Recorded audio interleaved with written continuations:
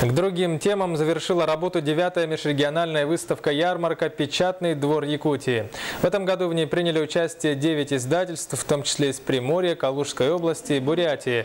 Всего в торговых рядах «Кружала» представили 24 экспозиции, включая обширные выставки крупнейшего республиканского издательства «Бичик», продукции холдинга «Сахамедиа», редакции районных газет Абыйского, Татинского, Усть-Алданского, Чурапчинского, Жиганского и Амгинского районов.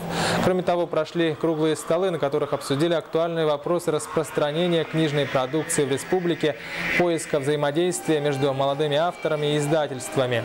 В частности, Департамент по делам печати инициировал совместный проект с национальным издательством «Бичик» по развитию сети реализации книжной продукции на базе районных газет.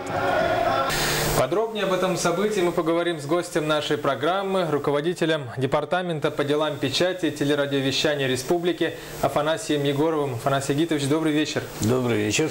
Как известно, событие «Печатный двор Якутии-2015» включает в себя ряд мероприятий, прежде всего направленных на популяризацию чтения среди населения. Какие из этой серии цикла мероприятий, что бы вы хотели подчеркнуть в первую очередь? Знаете, на самом деле, совершенно правильно сказано, Печатный двор Якутии – это не столько подведение каких-то итогов, скажем так, презентация каких-то достижений, хотя достижения у нас есть, и серьезные достижения, я о них чуть подробнее расскажу. На самом деле, это попытка, скажем, взглянуть на наши проблемы, попытка найти пути решения этих проблем, которые существуют. Сегодня, действительно, это правда. Статистика ЦИОМ показала, что 44% населения России в прошлом году не взяло в руки ни одну книгу. 44. Это сумасшедший процент. Надеюсь, в нашей отдельно взятой республике он все-таки поменьше. Но на самом деле, те проблемы, которые есть сегодня у книгоиздателей, у книгораспространителей, которые в итоге сказываются на уровне чтения населения, они в нашей республике приобретают такой, знаете, специфический характер. Если по всей стране проблемой стал интернет, распространение гаджетов, молодежь сегодня больше увлекается тоже телевидение смотрит, тот же интернете копается, чтение уже отходит на второй, третий план. В нашей республике к этим проблемам еще добавляются эти наши огромные расстояния, малочисленность населения. В итоге книжный бизнес, бизнес на продаже книг, он на самом деле достаточно низкорентабельный, и он становится невыгодным, неинтересным частным предпринимателям. Да. Я как бы это сказать, прошел у нас во время Печатного двора Якутии круглый стол, который провело издательство «Бичик». На самом деле очень интересный круглый стол. Нашли мы, так сообща, вариант распространения книг по районам через нашей редакции районных газет. То есть сами будут распространять? То есть, у нас все районки, они являются автономными учреждениями, то есть имеют право заниматься любым видом бизнеса, который не запрещен. К тому же, районная газета есть районная газета. Она может отрекламировать новинки, и тем самым повысить продаваемость книг. То есть это выгодно и издательству, и районным газетам, и, самое главное, конечному потребителю, нашему читателю. А то у меня весной в Ленске был случай, я прилетел туда, и мне рассказывают, приезжал Бичик со своей выездной торговлей, но пока в деревнях узнали, что он приехал в Ленск, пока приехали в город, те уже уехали. Да. Мы хотим эту ситуацию изменить, радикально причем. Я надеюсь, у нас все получится. Сегодня только Бичик издает порядка 400 наименований книг. Это на самом деле очень много. Да? Только в Печатном дворе участвовало 9 издательств. вот это большая, серьезная цифра для республики. Причем это были далеко не все издательства.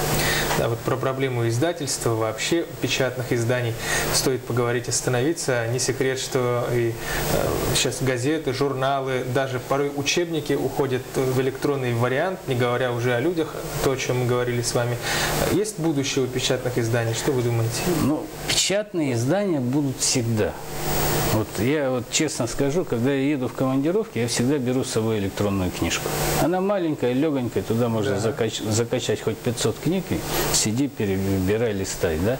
Но когда я дома, вот в этом есть особое наслаждение – открыть настоящую книгу. Да? Вот настоящую, не электронную. Электронная, она, конечно, хорошая, там приличный гаджет, а вот настоящая книга – это все-таки совсем другой уровень удовольствия. Да? Вот книги, на мой взгляд, существовать будут всегда. Это один момент. Второй момент, да, есть проблемы. У нас же, вот смотрите, я вот говорил про то, что с распространением проблемы. У нас проблемы есть в полиграфии, да? Но я хочу сказать одну вещь. Вот смотрите, буквально вот на этой неделе, в среду, да, у первого заместителя председателя правительства Павла Маринычева было совещание, на котором мы обсуждали вопросы, такое, знаете, вот обнадеживающее совещание, да? Обсуждали вопросы вот покупки нового оборудования для медиахолдинга Якутия. Да? Вот новое современное оборудование, оно позволит снизить себестоимость печатания. Да? Это совершенно уникальные вещи, там можно будет вплоть до избирательных бюллетеней со всеми этими защитными ихними там наклейками делать, да? И это полноцветная печать. Это, я говорю, это другой уровень оборудования, но я еще раз повторю, государство, оно же как, оно может способствовать только развитию, да? То есть купить новое оборудование может, да? Помочь там с системой распространения, да? Каким-то образом что-то посоветовать, может быть, может какие-то меры принять, там какую-то, может, перевозку субсидировать. Да. Но самое главное, вот в самом начале цепочки стоит автор. Вот не будет интересных авторов, ну будет там мега прекрасная, хорошо сделанная, красочная книга с плохим текстом, ее покупать не будут. Да?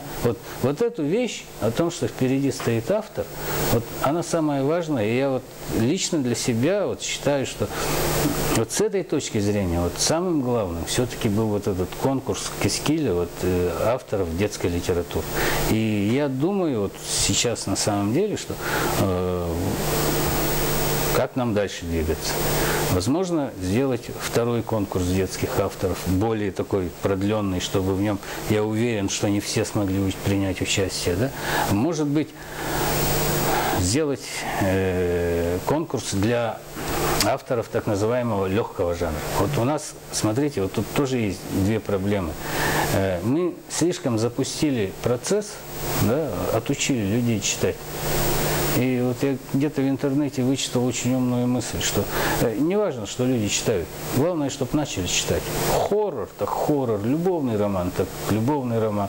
Когда у человека появляется привычка читать, до серьезной литературы остается один шаг. Да? Вот, от развлекалого до серьезного, потому что привычка, самое главное, привычка читать есть. А вот нам нужно вернуть привычку читать, и, может быть, стоит устроить конкурс вот такой вот, да, для легкого жанра. Но об этом мы еще будем обсуждать с Бичиком, с другими издателями, посмотрим. Спасибо, что пришли в студию, ответили на наш вопрос. Удачи вам в работе, Афанасий Гитович. Спасибо.